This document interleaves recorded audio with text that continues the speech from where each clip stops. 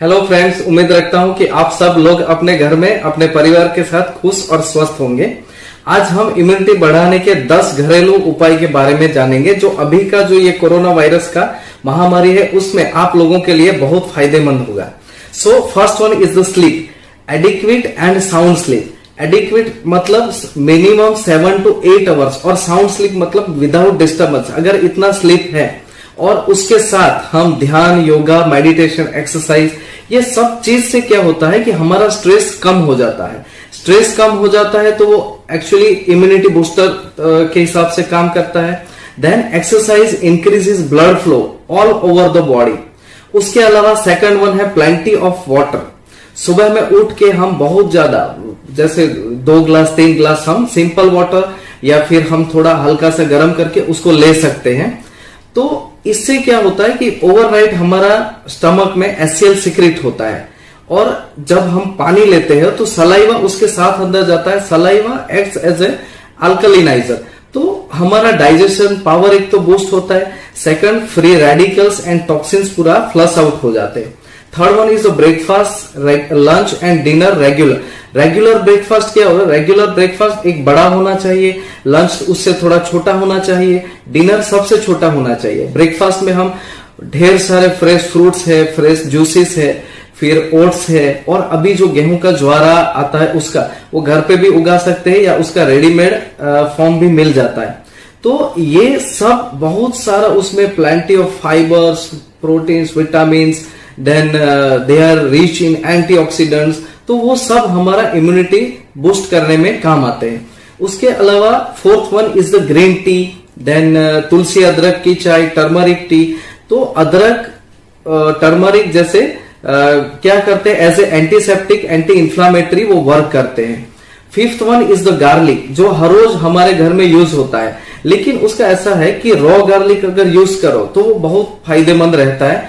ऐसा माना गया है कि गार्लिक से, लहसुन से बहुत सारा कोलेस्ट्रॉल भी कम होता है। तो इसका मतलब ये नहीं है कि भुना हुआ या चॉप किया हुआ गार्लिक फायदेमंद नहीं होता, लेकिन रॉ गार्लिक के कंपेयर में वो कम फायदेमंद होता है।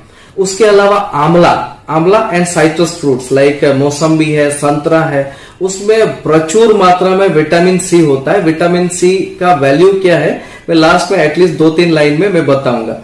उसके अलावा सेवंथ वन है मेथी। उसको हम या तो पाउडर फॉर्म में ले सकते हैं या हम ओवरनाइट उसको भिगो के सुबह में उसका पानी पी सकते हैं। या मशरूम जो है, मशरूम में भी स्पेसिफिकली बटन मशरूम जो होता है वो as a antiviral, anti effective, anti tumour and उसमें बहुत सारा विटामिन डी भी रहता है। Then 8 one is the green leafy vegetable, जिसको हम सुपर फूड कहते हैं, लाइक पालक है, मेथी है, फिर पत्ता गोभी है। तो they are rich in iron, folate, zinc, antioxidants, आप जो भी ले लो, विटामिन सब में इसमें बहुत ज्यादा रहता है। उसके अलावा broccoli is rich in glutathione and vitamin A and vitamin E. Then 10th one is the almonds. Almonds are nuts जो हम बोलते हैं, तो नट्स में बहुत सारा जिंक एंड विटामिन ई रहता है। इन सब के अलावा वाटरमेलन है, स्वीट पोटैटो है, they are rich in beta carotene.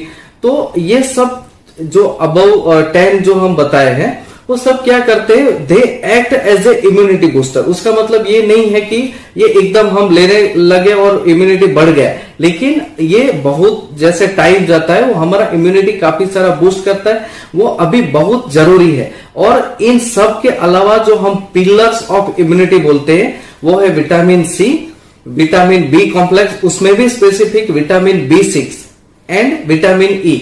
Vitamin C as I have already told कि इसमें बहुत सारा साइट्रस फ्रूट्स है उसमें आता है, फिर आंवले है। और विटामिन सी का क्या होता है कि वो बॉडी में प्रोड्यूस नहीं होता और उसका बॉडी में स्टोरेज नहीं होता, तो वो जितना चाहिए हमको हर रोज लेना पड़ता है। अभी काफी सारा टैबलेट्स भी आ गया है, लेकिन टैबलेट्स भी ले सकते हैं हम, और उसके साथ ये विटामिन सी का जो सोर्स बताया वो भी ले सकते हैं। Vitamin B6 specifically non vegetarian में रहता है, लेकिन इसके अलावा भी वो ग्रीन लीफी वेजिटेबल्स है, फिर चने हैं उसमें ज्यादा रहता है। विटामिन ई है तो पालक का सब्जी है, नट्स है, उसमें सब में ये ज्यादा रहता है।